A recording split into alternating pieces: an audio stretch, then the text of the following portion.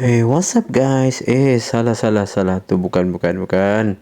Okay, Assalamualaikum. Bertemu lagi dalam vlog sewa kereta. Ni saya sewa kereta untuk tujuan perjalanan yang jauh.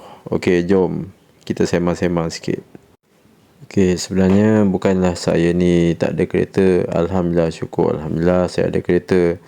Cuma kereta saya ni kereta lama dan ialah memandangkan nak bawa satu keluarga, so saya kena sewa kereta yang agak besar dan agak selesa sikit.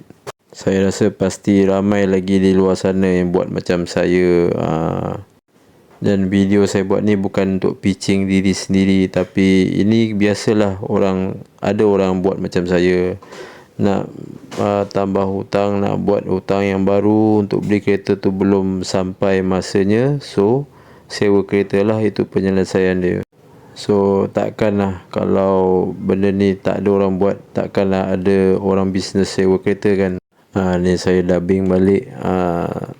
Saya saya cakap tak tahulah. Okay, ni saya nak cakap ni, mungkin buat masa ni belum ada rezeki nak beli kereta baru. Yalah, benda yang melibatkan komitmen kan, so kena fikir panjang, kena fikir banyak kali. So kita sewa je lah kereta.